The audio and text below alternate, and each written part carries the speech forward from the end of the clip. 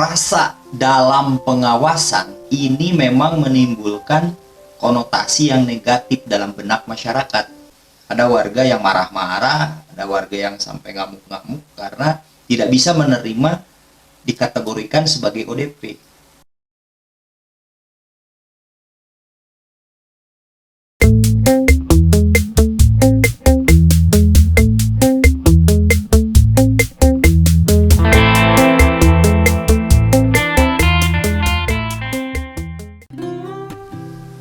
Assalamualaikum warahmatullahi wabarakatuh. Apa kabar teman-teman semua? Semoga kita semuanya tetap sehat dan ada dalam lindungan Allah Subhanahu wa Ta'ala, Tuhan yang Maha Kuasa. Ada istilah-istilah baru yang mulai tertanam di benak masyarakat yang lahir dari upaya pemerintah dalam menangani wabah COVID-19 ini.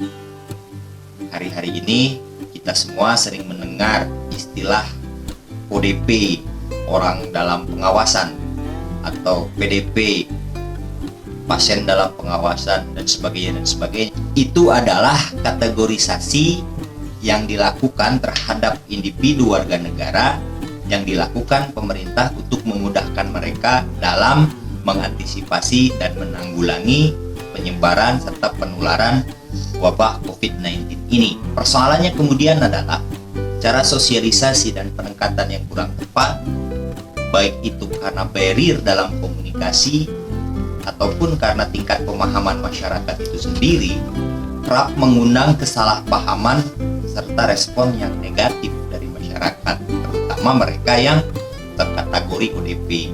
Karena itu semua, Mang Ucus merasa tergugah untuk membantu memberikan penjelasan melalui Mang Ucus channel ini.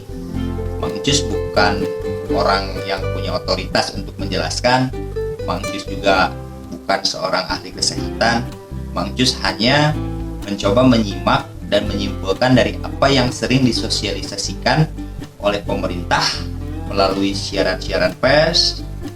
Mang Ucus kemudian mencoba mendalaminya dan menyampaikannya kepada masyarakat melalui tayangan YouTube channel ini. Simak. Virus sialan bernama COVID-19 ini memang begitu merepotkan.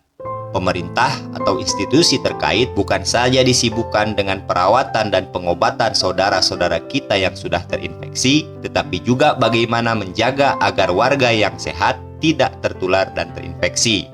Caranya dengan memutus rantai penularan dan penyebaran. Dalam rangka itu, pemerintah telah menjalankan prosedur penanganan dari pusat hingga daerah, dari mulai social distancing atau pembatasan jarak, himbauan untuk diam di rumah, melarang kerumunan atau berkumpulnya warga dalam jumlah banyak di suatu tempat, dan sebagainya, termasuk melakukan kategorisasi. Kategorisasi ini dilakukan untuk mempermudah pemetaan dan melacak dari mana, kemana, dan atau kepada siapa virus ini menyebar.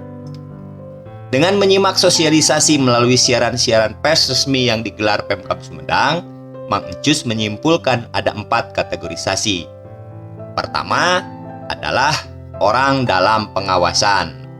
Nah, yang dimaksud orang dalam pengawasan ini adalah mereka yang datang ke Sumedang dari daerah zona merah.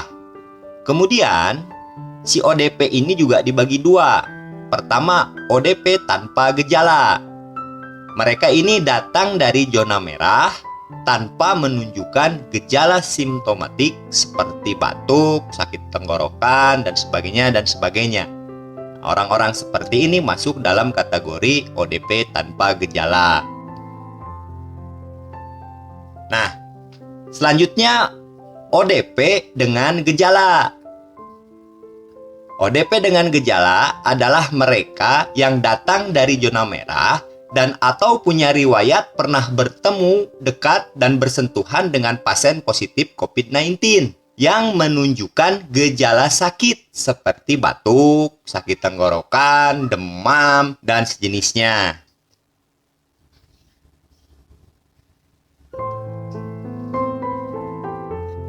Kategorisasi selanjutnya adalah pasien dalam pengawasan. atau PDP.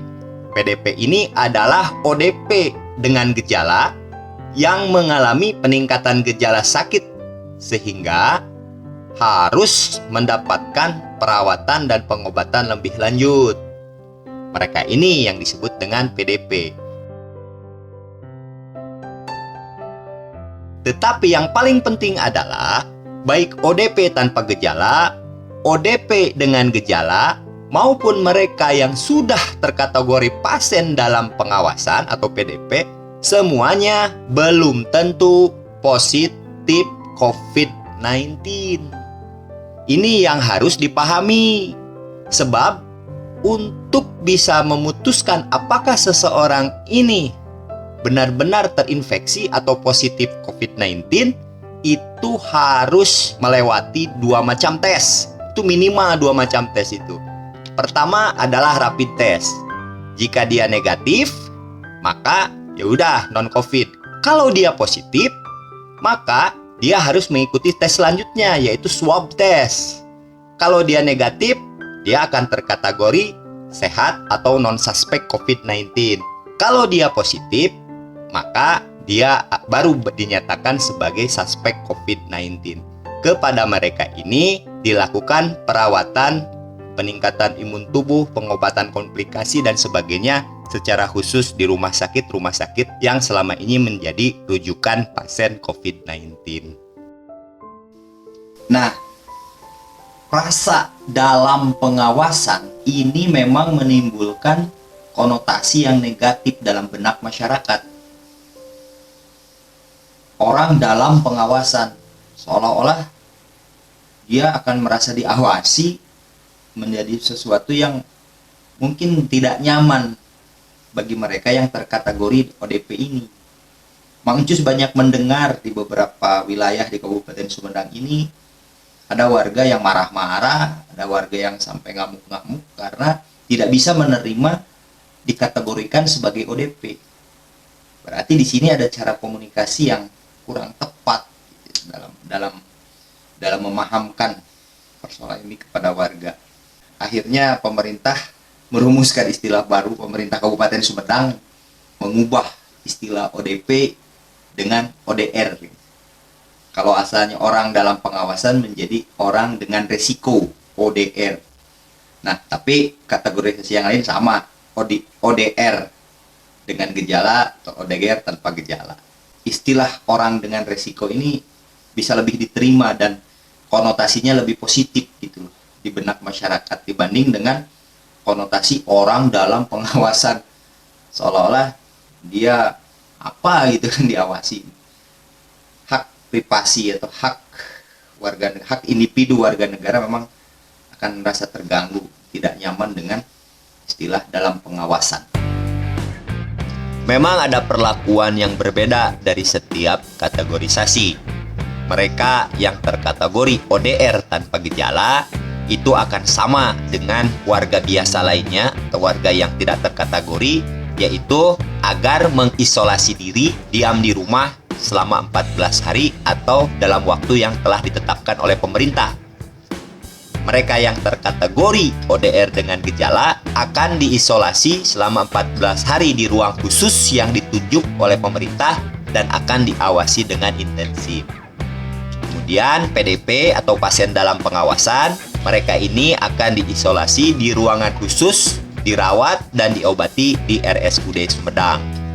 Kedua kategori ini yaitu ODR dengan gejala dan PDP itu akan dipastikan dengan rapid serta swab test untuk memastikan apakah mereka ini positif atau negatif COVID-19.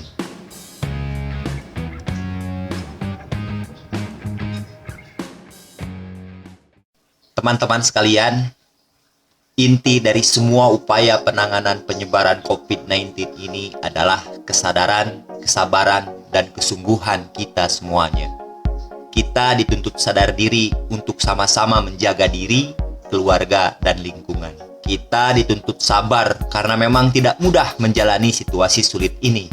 Kita pasti mengeluhkan dibatasinya aktivitas sosial kita, terganggunya sumber-sumber pendapatan, melemahnya kekuatan ekonomi, dan sebagainya dan sebagainya. Tidak ada kata lain selain sabar menjalani itu semua. Dan kita mesti sungguh-sungguh berupaya keluar dari wabah ini.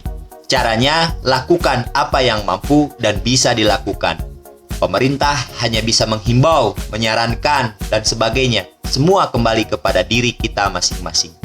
Bila kita sudah sadar, sabar, dan sungguh-sungguh, barulah kita berserah diri kepada Tuhan yang Maha Kuasa.